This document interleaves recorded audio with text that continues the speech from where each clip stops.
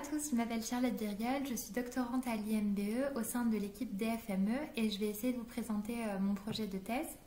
Donc le sujet de cette thèse, c'est l'impact de la gestion forestière et du changement climatique sur la biodiversité du sol et sur le processus de décomposition des litières en forêt méditerranéenne. Donc ce sujet, il s'ancre dans le constat qu'il est essentiel d'avoir une meilleure connaissance de la biodiversité et du fonctionnement des écosystèmes, encore plus du fait du changement climatique et du déclin de la biodiversité. Les écosystèmes forestiers nous fournissent d'ailleurs de nombreux services, comme par exemple leur capacité à stocker du carbone. Dans ces écosystèmes forestiers, on retrouve les forêts méditerranéennes qui représentent 25% de la surface du bassin méditerranéen et qui commencent déjà à présenter des modifications de fonctionnement suite au changement climatique. Un bon indicateur du fonctionnement des écosystèmes, c'est le processus de décomposition des litières, qui est un mécanisme clé dans le cycle du carbone et celui des nutriments. Ce processus, il est principalement biologique et il est assuré par les organismes du sol. Pourtant, nos connaissances sur la biodiversité du sol et son importance dans le fonctionnement des forêts méditerranéennes, elles sont très limitées. En plus de cela, très peu d'études ont tenté d'évaluer l'impact de la gestion forestière sur cette biodiversité du sol. Et s'ajoute à cela, en plus de l'impact potentiel de la gestion forestière sur la biodiversité du sol, la possibilité qu'elle affecte les propriétés physico-chimiques des feuilles, ce qui aurait également un effet en cascade sur le processus de décomposition.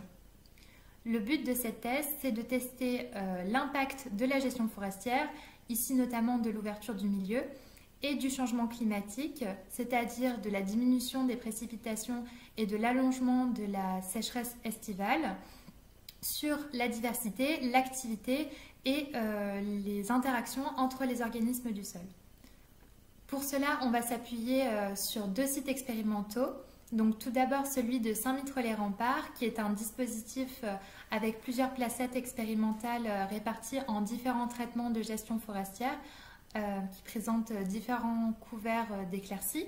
Le deuxième site qu'on va étudier, c'est celui de l'E3HP qui est proche de Saint-Michel-l'Observatoire.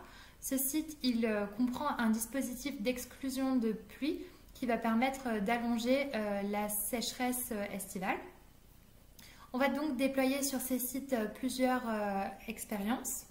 Donc, entre autres, des campagnes d'échantillonnage de la biodiversité du sol, des micro-organismes à la macrofaune, mais aussi des prélèvements de feuilles à différentes saisons.